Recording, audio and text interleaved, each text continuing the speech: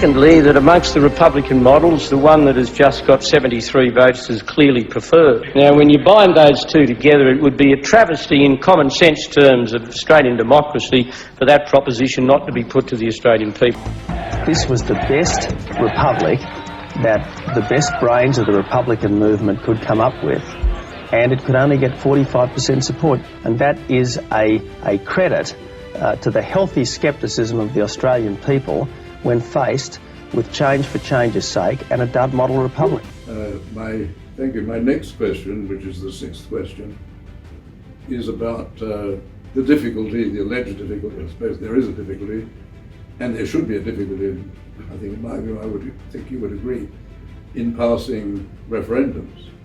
Quick and Garron say that the process has the effect that only those proposals which are seen as desirable, irresistible and inevitable should pass.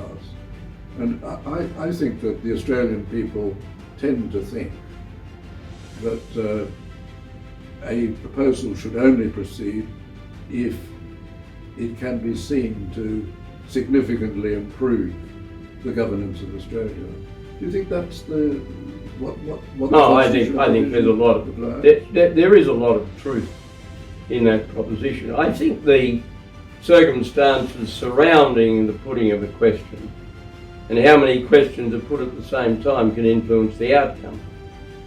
You may remember that when the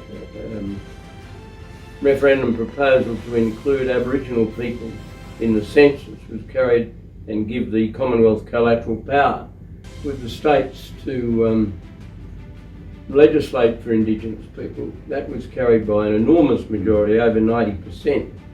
But at the same time there was a proposition to get rid of the nexus in the Constitution. That's the clause that says the House of Representatives shall, as nearly as practicable, always be double the size of the Senate. It means that if you want to increase the number of people in the reps, you've got to also increase the number of people in the Senate. Now that went down in a screaming heap. The only party that opposed it at the time was the Democratic Labor Party, and they ran a very clever campaign and sort of in effect saying we don't want more politicians, because in a sense that we were proposed, the proposition was that you have fewer politicians.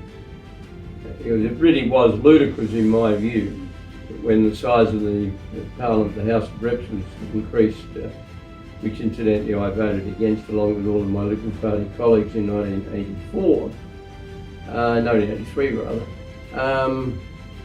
that when the Reps was increased, you had to increase the size of the Senate, and I could see no good purpose in increasing the size of the Senate beyond what it previously had been. I suppose the reason why some people resist breaking the nexus is if you have a joint sitting, it becomes highly relevant. Yeah, it does become highly, but I think it's an absurdity that you have that nexus.